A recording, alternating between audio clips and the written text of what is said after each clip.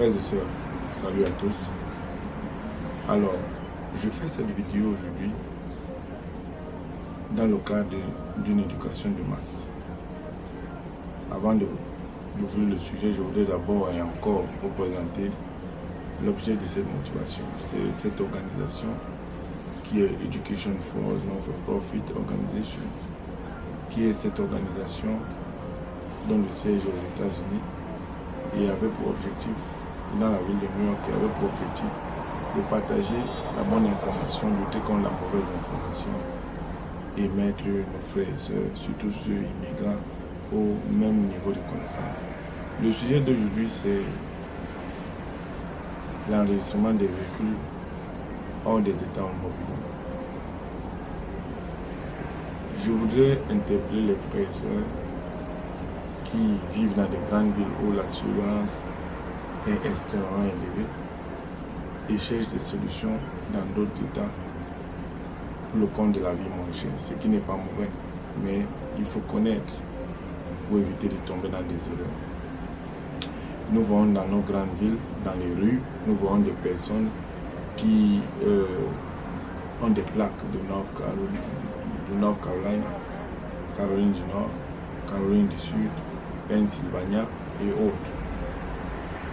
Mais il faut connaître ce que la loi dit s'agissant de l'enregistrement des véhicules pour les non-résidents. Je voudrais partager cette information d'une importance capitale. 11 États aux États-Unis permettent aux non-résidents d'enregistrer les véhicules dans leurs États.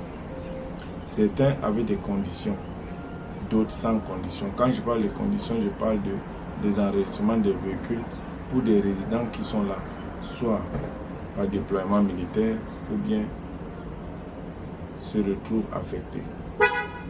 La plupart du temps, on tourne autour de 30 à 90 jours. Certains États n'exigent même pas que vous ayez un permis de conduire résident dans leurs États. Certains vous permettront d'enregistrer votre véhicule avec le permis de l'État où vous êtes. Il faut connaître. Alors, je vais prendre la peine de lister un certain nombre d'étapes pour que les uns et les autres soient au même parfum.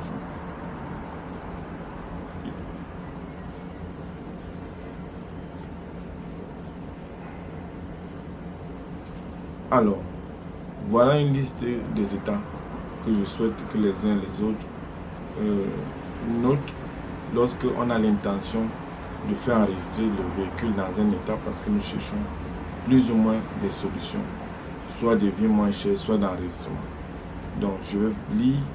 Nous avons l'État de la Californie qui ici permet aux non-résidents d'enregistrer leur véhicule si et seulement si ce véhicule est utilisé sur les routes et autoroutes de l'État de la Californie.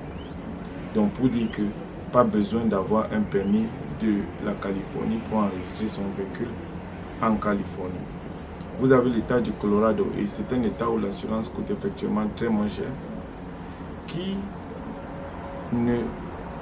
permet ou qui n'exige pas à une personne d'avoir le permis de l'État de Colorado pour enregistrer son véhicule dans l'État de Colorado. Mais elle demande que l'enregistrant ait deux preuves de sa permanence dans l'État de Colorado. Nous avons l'État de Delaware qui n'exige pas que la personne enregistrant ait un permis de Delaware, mais exige aussi deux preuves de la résidence à Delaware. Ça peut être une facture, ça peut être une facture de location. Vous avez l'État de la Floride qui n'exige pas aussi si et seulement si la personne est un résident temporaire.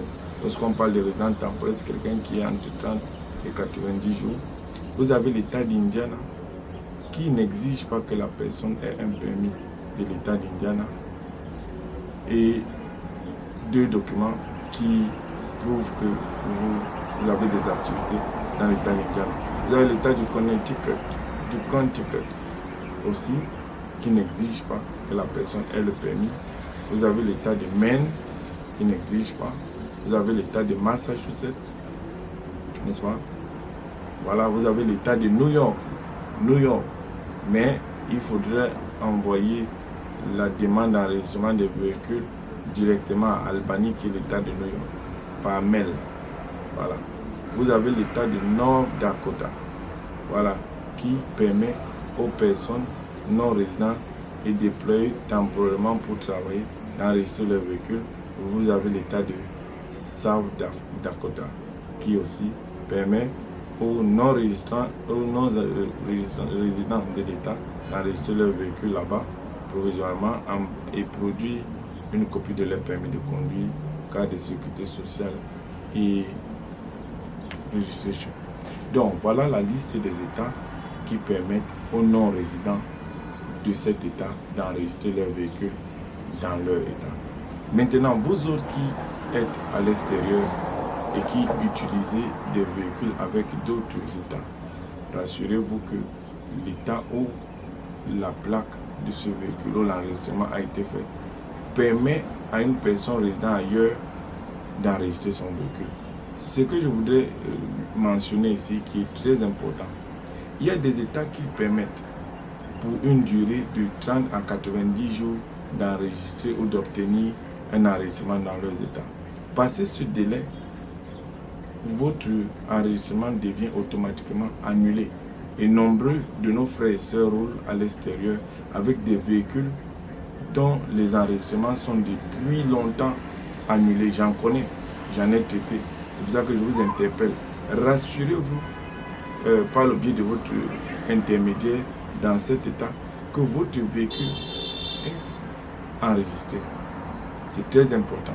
Maintenant, il y a un point essentiel sur lequel je voudrais mettre de l'attention. S'agissant du permis de conduire, il faut noter que la plupart des États, je veux dire aux États-Unis en général, si vous êtes en visite temporaire, vous êtes venu en visite, vous êtes venu en vacances, vous êtes venu pour le travail avec un délai limité, vous pouvez utiliser votre permis de conduire de votre pays et conduire une voiture. Maintenant, tout le problème se pose lorsque vous décidez de résider aux États-Unis, dans l'un de ces États. Alors, vous devez suivre les procédures. Chaque État est différent. Dans certains, vous devez reprendre toute la procédure, c'est-à-dire l'obtention du permis d'apprentissage, puis du permis de conduire. Dans d'autres, une conversion. Toutefois, rassurez-vous, passé d'un délai, vous devez mettre à jour votre permis. Mais si vous êtes là pour un court séjour, vous pouvez conduire votre voiture sans le moindre souci. J'espère que cette vidéo a été d'un contenu intéressant. Si vous avez des questions, je vais laisser mon email et mon numéro de téléphone. Et à tout moment, contactez. C'est Education for All. Nous sommes là pour vous accompagner, pour vous éviter d'entrer dans des situations malheureuses. Agréable suite et bonne fête de l'indépendance. Bye.